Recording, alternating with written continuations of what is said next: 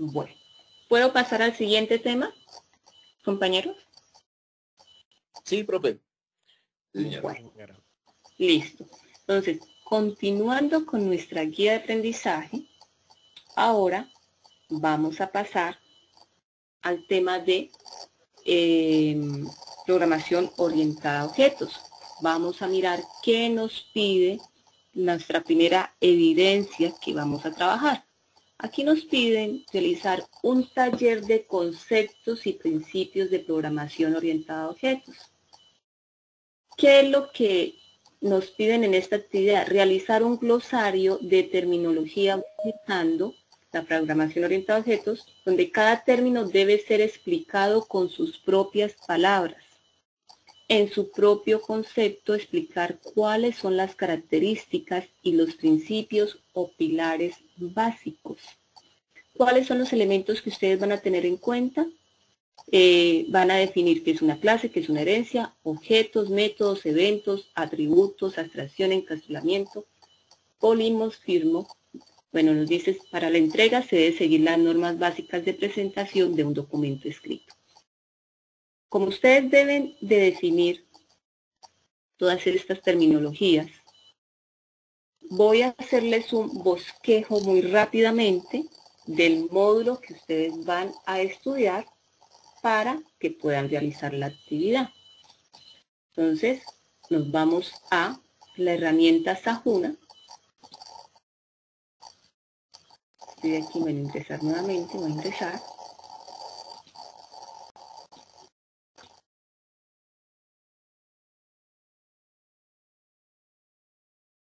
Ingreso en una de las fichas.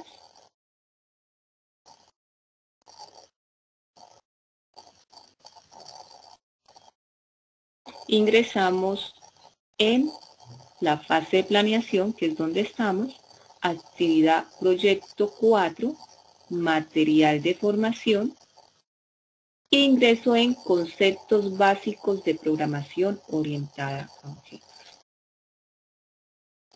Listo. Empezamos aquí. Bueno, ¿qué nos indica este módulo? ¿Qué nos dice? En este componente formativo se abordan los conceptos claves del paradigma orientado a objetos, entre los que se encuentra la abstracción, encapsulamiento, modularidad, jerarquía y polimorfismo. Adicionalmente, se introducen conceptos de clases y objetos desde la perspectiva de este paradigma. Bueno, ¿qué nos presenta? ¿Qué contenido tiene este módulo? Entonces aquí, bueno, nos da una introducción, nos habla sobre los paradigmas orientados a objetos, sobre qué son las clases y los objetos. Realmente el módulo es muy pequeño, como ustedes se pueden dar cuenta.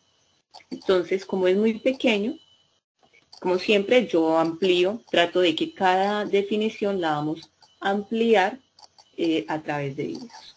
Entonces, vamos a ingresar. Les damos clic en ver contenido. Aquí nos da una breve introducción. Vamos a mirar esta introducción. Diseño del modelo conceptual bajo el paradigma orientado a objetos. La programación basada en objetos es el estilo de programación que soporta principalmente la encapsulación e identidad de objetos. La programación orientada a objetos, POO, se implementa cuando se aplican las características de abstracción, encapsulación, herencia y polimorfismo. La POO encierra datos, atributos y métodos, comportamientos que hacen parte del objeto y que se encuentran relacionados entre sí. Los objetos tienen la propiedad de ocultar la información, lo que quiere decir que, aunque los objetos pueden saber cómo comunicarse entre sí a través de interfaces bien definidas, por lo general a los objetos no se les permite saber cómo se implementan otros objetos. Por ejemplo, con toda seguridad es posible conducir una moto de manera efectiva sin conocer los detalles de cómo funcionan internamente los sistemas del motor, la transmisión y el escape. De acuerdo con Deitel y Deitel 2004, lo anterior es la razón de que el ocultamiento de información sea tan importante para la buena ingeniería de software en los lenguajes de programación, por ende, para la modelación de soluciones. El paradigma orientado a objetos El paradigma orientado a objetos es un concepto que inició a los años 70, pero que se logró estandarizar alrededor de 1997 con la aparición del lenguaje unificado del modelado UML, teniendo presente que la palabra objetos no hace referencia necesariamente a un componente gráfico de un sistema de información. Nos dice, según el señor Book, en el año 2007, para que un sistema o modelo sea orientado a objetos, debe tener los siguientes elementos. Debe tener el elemento de abstracción, encapsulamiento, modularidad, jerarquía y polimorfismo. Vamos a mirar un concepto un poquito más amplio de qué es la programación orientada a objetos.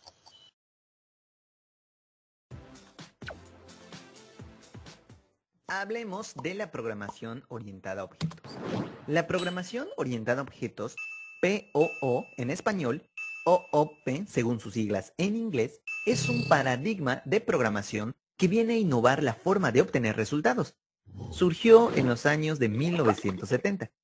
Su uso se popularizó a principios de la década de 1990 y en la actualidad existe una gran variedad de lenguajes de programación que soportan la orientación a objetos. Los conceptos de la programación orientada a objetos tienen origen en Simula 67, que es un lenguaje diseñado para hacer simulaciones, creado por Ole Johan Dahl y Kristin Nigan, del Centro de Cómputo Noruego de Oslo.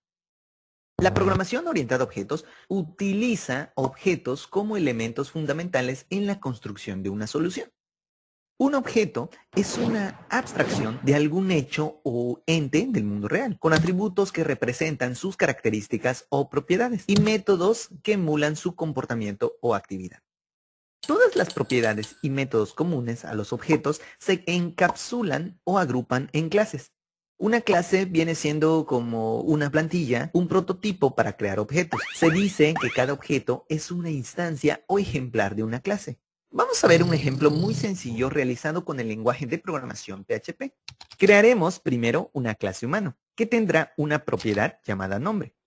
También crearemos un método que nos permitirá inicializar el valor de esta propiedad llamada nombre. Le llamaremos al método constructor. A continuación, crearemos también un método llamado mostrar nombre, que será el método que muestre el nombre de nuestro nuevo humano. Después de esto, instanciaremos o crearemos el objeto llamado obj humano 1, a partir de la clase humano que tiene un nombre específico. Llamaremos al método que nos permitirá mostrar el nombre de nuestro nuevo humano. Acuérdate que nosotros tenemos un método llamado mostrar nombre. La programación orientada a objetos se fue convirtiendo en el estilo de programación dominante a mediados de los años 1980, en gran parte debido a la influencia de C++, que viene siendo una extensión del lenguaje de programación C. Podemos, por ejemplo, eliminar código redundante, transformar objetos, además que estos objetos se pueden mejorar y actualizar fácilmente. También tenemos la reusabilidad, que es una parte muy importante de la programación orientada a objetos. Y pues tenemos la modificabilidad y la fiabilidad. La programación orientada a objetos. Entonces, continuamos con el módulo. Continuamos, nos hablaba de los elementos, ¿cierto? De la abstracción, encapsulamiento, modularidad, jerarquía y polimorfismo. Entonces vamos a empezar con el primer elemento, que es la abstracción. Nos dice, abstracción. La abstracción es un proceso natural del ser humano y consiste esencialmente en la identificación de características claves según el contexto y conocimiento de las personas. De tal forma, se constituye el medio mediante el cual se enfrentan los problemas complejos para extraer las características esenciales y posteriormente se representan dichas características en objetos. Esto lo dijo el señor Aguilar en el año 1998. La abstracción se enfoca en la vista externa de los elementos, lo cual permite separar su comportamiento esencial de su implementación e ignorar detalles internos. Bueno, mediante la abstracción hay un énfasis en el qué es y qué se hace y no el cómo debe implementarse o cómo funciona algo. Entonces, para que nos quede más claro el concepto de abstracción y ustedes lo puedan descifrar con sus palabras. Cuando hablamos de programación orientada a objetos, existen muchos conceptos que resultan difíciles de entender. En este video hablaremos de la abstracción. Y para ello, pongamos un ejemplo sencillo. Vamos a analizar a estas dos personas y tratemos de definir qué propiedades las distinguen de entre las demás. A primera impresión podemos ver que los dos, tanto la chica como el chico, son personas atractivas. Además, portan atuendos de moda y también podemos mencionar que son delgados. Pero, ¿estas características nos sirven para diferenciar una persona de la otra? ¿Es posible clasificar a estas personas con las características respectivas? Desafortunadamente, la programación orientada a objetos no funciona así. Pero, para eso existe la abstracción. La abstracción, mis amigos, es un principio por el cual se descarta toda aquella información que no resulta relevante en un contexto en particular, enfatizando algunos de los detalles o propiedades de los objetos. Depende principalmente del interés del observador, permitiendo abstracciones muy diferentes de la misma realidad. Debido a esto, algunos la clasifican un tanto subjetiva.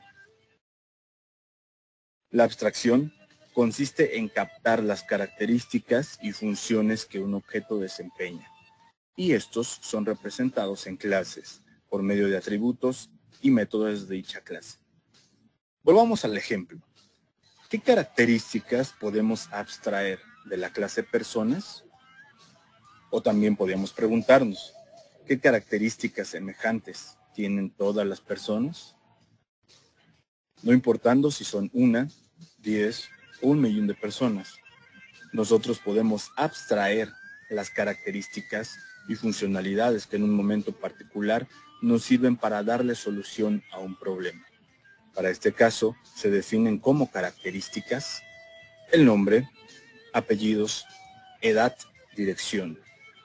Y como funcionalidades, hablar, comer, dormir y trabajar. A esto se le llama abstracción. En general, un programa no es más que una descripción abstracta de un procedimiento o fenómeno que existe o sucede en el mundo real. La abstracción es crucial para comprender el complejo mundo que nos rodea. Es una herramienta muy potente para tratar la complejidad de las clases y los objetos. La abstracción es la clave para diseñar software de calidad. Concepto. Igual aquí nos da un ejemplo, ¿no? Nos da un ejemplo sobre el proceso de abstracción. Pero pues con el video que observamos ya pensaría yo que es claro. Continuamos. Ahora nos habla de encapsulamiento. El encapsulamiento es el proceso que permite agrupar datos y también operaciones que se relacionan estos datos bajo una misma unidad lógica. Por eso hablamos de encapsular. En el ejemplo de la introducción representa la representación de identificadores en la memoria. Todos los elementos descritos en conjunto representan una única unidad de la información que corresponde a un contacto de una agenda electrónica. Bueno, este concepto lo voy a explicar de una forma más resumida. El proceso de encapsular. Generalmente pensamos en meter algo dentro de una cápsula. Y una cápsula no es nada más que un contenedor o un envase. El ejemplo más sencillo que se me ocurre es cuando nosotros tenemos que separar la basura en contenedores especiales según el tipo de basura. Existe un contenedor amarillo para el plástico y aluminio. Está el azul para el papel y el cartón, el verde para el cristal y el vidrio, y el gris para los desechos orgánicos. En cada contenedor vamos a colocar objetos que tienen características similares. El vidrio, por ejemplo, es un material frágil, transparente en algunos casos, y puede venir de ventanas, lentes y botellas. El papel y el cartón son materiales fibrosos y por lo general se rompen con facilidad. Pueden venir en forma de hojas, cajas, entre otros. La encapsulación en la programación orientada a objetos consiste en almacenar y organizar en una clase las características y funcionalidades de los objetos, representándolas por medio de atributos y métodos. Todo esto se logra como efecto secundario de la abstracción. El encapsulamiento garantiza la integridad de los datos que contiene un objeto, y por integridad nos referimos a que los datos sean correctos y estén completos. Además, evita el acceso a datos por cualquier otro medio distinto a los que nosotros especificamos en la clase. El encapsulamiento hace uso del ocultamiento de la información, ya que al encapsular algo, de manera indirecta se protegen métodos y atributos. Pero, en cuanto a programación orientada a objetos, ¿qué tan seguros están sus atributos y métodos? Comúnmente podemos necesitar seguridad extra en algunos atributos que en otros, y de la misma forma sucede con los métodos. A veces necesitamos modificar un atributo o utilizar un método de la clase mediante otra clase externa. Para esto, hay formas de evitar o permitir que una clase externa acceda a la información y modifique atributos o acceda a métodos de nuestra clase. Es aquí donde aparecen los modificadores de acceso. Estos son palabras clave que se usan para especificar el nivel de acceso que podemos tener hacia un elemento de una clase. Los modificadores de acceso permiten dar un nivel de seguridad mayor a nuestras aplicaciones, restringiendo el acceso a diferentes atributos y métodos, asegurándonos que el usuario deba seguir una ruta especificada por nosotros para acceder a la información. Veamos un poco a detalle cada uno de los modificadores de acceso. El modificador de acceso public. Si un elemento de una clase es public, tendremos acceso a él desde cualquier clase o instancia del proyecto sin importar el paquete o procedencia de esta. El modificador de acceso protect. Este nos permite acceso a elementos de la misma clase. Además, podemos acceder también desde clases del mismo paquete y desde las clases que hereden de ella. El modificador de acceso private. Básicamente, cualquier elemento de una clase que sea privado puede ser accedido únicamente por la misma clase nada más. Es decir, si un atributo es privado, solo puede ser accedido por los métodos o constructores de la misma clase. Ninguna otra clase, sin importar la relación que tengan, podrá tener acceso. Si no podemos acceder a elementos private a través de otra clase, entonces ¿de qué forma podemos acceder a ellos? Generalmente, el acceso se consigue por medio de los métodos get y set, que deben forzosamente ser métodos public, y se usan, como su nombre lo indica, get para obtener y set para establecer el valor de un atributo desde fuera de la clase. El encapsulamiento hace posible lidiar con la complejidad de los objetos, ya que a través de él podemos manipular la información de cada objeto de forma independiente, donde solo se conocen las características y funcionalidades de cada uno, pero desconocemos los detalles internos. Esto es conveniente porque nos interesará conocer qué hace la clase junto con sus atributos y métodos, pero no necesitamos saber cómo lo hace. Suscríbete a mi canal.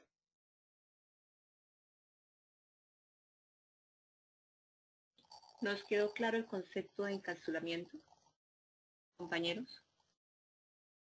Sí, profe, es la parte donde uno cubre los datos de la información privada o importante del cliente o del producto que podemos acceder pues a través de un código, me imagino, o las características que le coloque uno, Exacto. o la otra ya es público. Exacto. Bueno, ahora continuamos con el concepto de modularidad. El concepto de modularidad es la propiedad que permite dividir una aplicación o sistema en partes más pequeñas. Idealmente deben ser muy independientes, bajo acoplamiento y altamente funcionables. Aquí simplemente lo que hace sí es lo divide, ¿sí? Divide la aplicación en varios sistemas. Por eso nos habla de modularidad. Y si no hace nada más. Y en cuanto aquí la jerarquía, las jerarquías son clasificaciones y ordenaciones de las abstracciones de un problema. Esto lo dice el señor Aguilar en el año 1998. Permite comprender de forma general la estructura de un sistema y favorecen, en algunos casos, la reutilización de características y comportamientos de las abstracciones definidas. Bueno, aquí nos da un pequeño ejemplo. Nos dice un ejemplo, la jerarquía que existe en el momento cuando hablamos de la representación o la clasificación de los animales según su alimentación. Bueno, aquí tenía un video en el módulo, pero no está disponible. Entonces, aquí nos habla es como la jerarquía, un ejemplo, la clasificación de los animales, entonces cómo ellos están divididos de forma jerárquicamente. Entonces, asimismo, un sistema, cómo se encuentra dividido jerárquicamente, ¿ya? O cuando estamos hablando de programación, cada uno de esos módulos, cómo se encuentran divididos jerárquicamente, ¿ya? La jerarquía tiene que ver mucho con la herencia. Ahora que miremos herencia, ahí nos habla también de jerarquía, y cuando ustedes estén también investigando sobre el concepto de herencia, les va a hablar mucho sobre el concepto de jerarquía. Realmente nos habla de cómo está dividido, ¿no? Cómo se va componiendo cada uno de esos sistemas o de esas clases. Bueno, aquí hay también otro ejemplo, un ejemplo del computador. Nos habla cómo está dividido, un monitor, un teclado, un mouse, torre. Es como, sí, cómo está dividido jerárquicamente. ¿Ya? No nos da como mucha más explicación aquí en el módulo. Representación de uniones entre las abstracciones de una jerarquía usada a través de símbolos diferentes para diferenciar lo que son jerarquías de clases y jerarquías de objetos. Bueno, esto se detalla en el tema de diagramas de clases. Vamos a mirar el concepto de polimorfismo. Es la característica que permite que una abstracción tome diferentes formas o diferentes comportamientos según el contexto. Esta característica se potencia en compañía de las jerarquías vistas anteriormente. Entonces vamos a ampliar este concepto de polimorfismo. Las diferentes durante su vida, estamos haciendo referencia a un principio en biología denominado polimorfismo. Este principio es muy común en la naturaleza, ya que está relacionado con la biodiversidad, la variación genética y la adaptación. Además de la biología, el concepto de polimorfismo se usa en varios contextos y describe situaciones en las que algo ocurre en varias formas diferentes. En la informática, el polimorfismo es considerado uno de los elementos más importantes dentro de la programación orientada a objetos, ya que su definición está fuertemente ligada a la herencia. Recordemos que la herencia nos permite heredar atributos y métodos de otra clase. Como definición, el polimorfismo es la habilidad de un objeto de realizar una acción de diferentes maneras, utilizando métodos iguales que se implementen de forma diferente en varias clases. Pero, ¿cómo funciona el polimorfismo en Java? El polimorfismo en Java tiene dos tipos: polimorfismo en tiempo de compilación, también conocido como estático, y polimorfismo en tiempo de ejecución, o polimorfismo dinámico. El método overload es un ejemplo de polimorfismo estático, mientras que el método override es un ejemplo de polimorfismo dinámico. En Java, el polimorfismo estático se logra mediante overload, o sobrecarga de métodos. La sobrecarga de métodos significa que hay varios métodos presentes en una clase que tienen el mismo nombre, pero diferentes tipos, orden o número de parámetros. En tiempo de compilación, Java sabe qué método invocar al verificar cada método. Veamos este concepto explicado de la siguiente manera. En este ejemplo, hay 4 versiones del método sumar. El primer método toma 2 parámetros, mientras que el segundo toma 3. Para los métodos tercero y cuarto, hay un cambio en orden de parámetros. El compilador revisa los métodos y decide qué método invocar para llamar al método que corresponde en tiempo de compilación. El polimorfismo dinámico funciona de manera diferente. Supongamos que tenemos dos clases, vehículo y motocicleta, cada uno con su respectivo método mover. Vamos a crear un objeto de la superclase vehículo y hacemos una llamada al método mover. ¿Podríamos ocupar este mismo objeto para hacer referencia a la subclase motocicleta? La respuesta es sí. De hecho, en este ejemplo creamos un objeto de la clase vehículo y después se llama al método mover de la clase vehículo. Posteriormente, se hará una reasignación del objeto y la clase a la que se hará referencia es a motocicleta. Después, cuando se realice la llamada al método mover, se estará llamando al método mover de motocicleta. Para finalizar, podemos decir que el polimorfismo permite definir distintos comportamientos para un objeto dependiendo de la manera en que se realice la implementación. Además, ayuda a construir programas concisos, código más corto de lo que podrían llegar a ser. Modulares. Las partes de código que no están relacionadas se mantienen separadas, fáciles de modificar y adaptar. Entonces vamos a mirarlo de forma ampliada, qué sería una clase y qué sería un objeto. Nos dice, las clases y los objetos son el corazón de la programación orientada a objetos y en la construcción de estos elementos, ya, pensé que estaba sin audio. Las clases y los objetos son el corazón de la programación orientada a objetos y en la construcción de estos elementos se refleja cada una de las características del paradigma orientado a objetos, revisando en el apartado anterior. Algunas veces parece que ambos elementos se traslaparan y algunas otras veces suele hablar de forma indiscriminada de estos dos elementos, por lo cual a continuación se amplía la revisión para comprender sus características y diferencias. Entonces vamos a mirarlo. ¿Qué es o cuál es la diferencia entre? Necesitamos saber los conceptos básicos que la componen. Quizás dos de los más importantes son las clases y los objetos. Pero, ¿conocemos qué es una clase y qué es un objeto? Los objetos, mis queridos amigos, son la clave para entender la programación orientada a objetos. En este mismo momento a tu alrededor encontrarás muchos ejemplos de objetos del mundo real. Estás al frente de tu computador, que quizás se encuentre sobre un escritorio. Es muy probable que tengas un reloj cerca y que tu celular se encuentre también sobre el escritorio. Al fondo quizás visualices una libreta, tus lentes, un ave a través de la ventana de tu cuarto, tu auto afuera de tu casa, entre muchas y muchas cosas que existen ahora mismo a tu alrededor. De manera general, un objeto es la representación más simple de algo material. Podemos entenderlo también como una cosa tangible que podemos percibir con nuestros sentidos. Los objetos del mundo real comparten dos propiedades. Todos tienen al menos una característica y una funcionalidad. Por ejemplo, tu celular posee las siguientes características.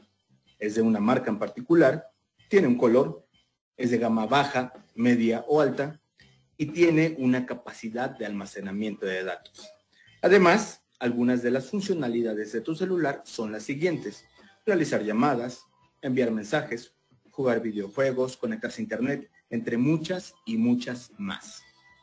Identificar las características y las funcionalidades de los objetos del mundo real es una gran ayuda para empezar a pensar en términos de programación orientada a objetos.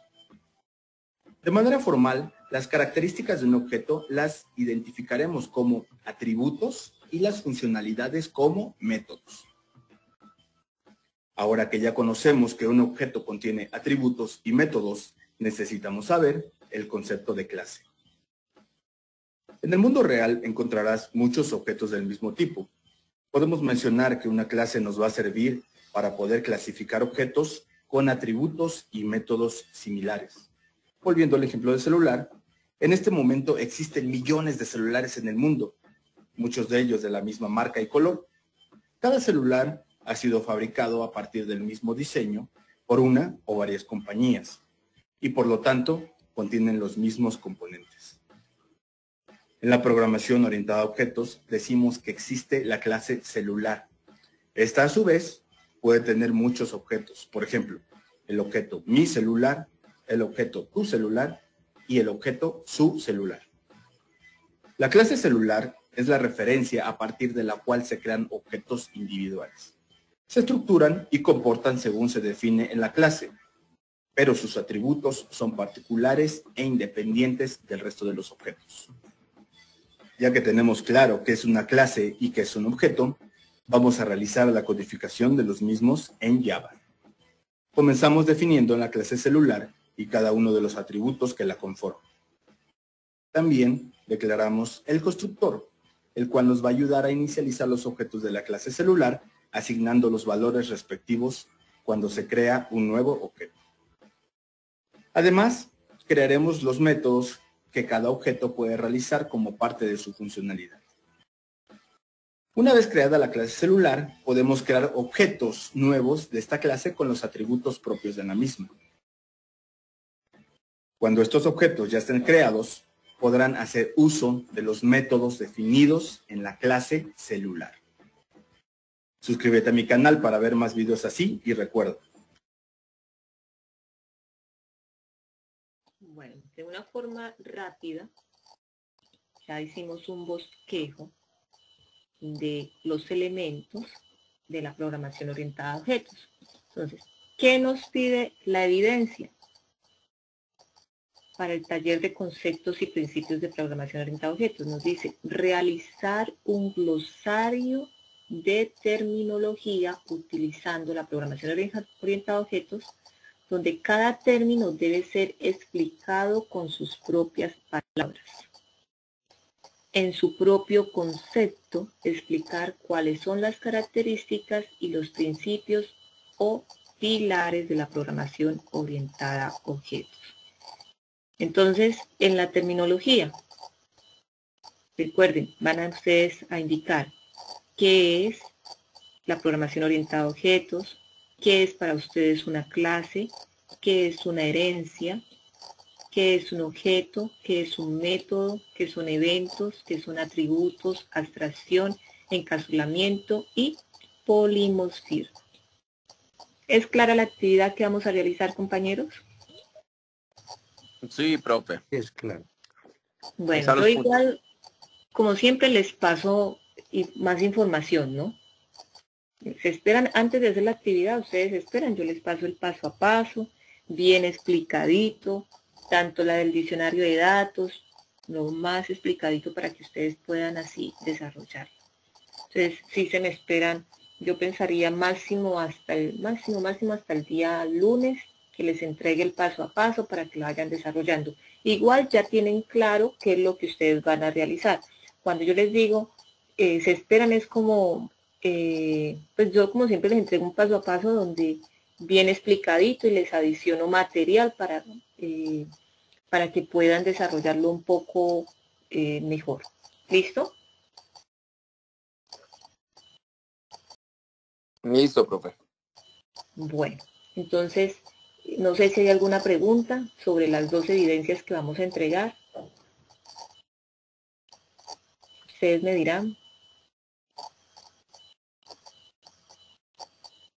Bueno, si no hay preguntas, entonces que pasen muy buena noche y que descansen. Entonces, como les decía, se me esperan hasta el día lunes, igual ya saben qué es lo que van a realizar, ¿sí? Pero yo les entrego bien explicadito lo que van a desarrollar, con material adicional. Profe, sobre el diccionario, entonces el diccionario va con el otro trabajo. No. Aquí estoy explicando dos temas diferentes, ¿no? El diccionario de datos solamente le van a adicionar el modelo entidad-relación y se llamaría la evidencia, ya les digo, es esto. Yo igual en el paso a paso les digo que la evidencia se llama modelo conceptual y lógico para el proyecto de software. Lo van a enviar con este nombre. ¿Ya? Y La que acaba de explicar, esa sí ya se llamaría taller de conceptos y principios de programación orientada a objetos. ¿Ya? En el paso a paso trato de explicarlo lo que quede lo más claro, lo más conciso para que así la pueda desarrollar. ¿Listo? Listo, profe. Gracias. Bueno, entonces que pasen muy buena noche, que descansen. Hasta luego. Gracias, profe. Descanse. Bueno, Felicidades por todo. feliz Muy noche. bien.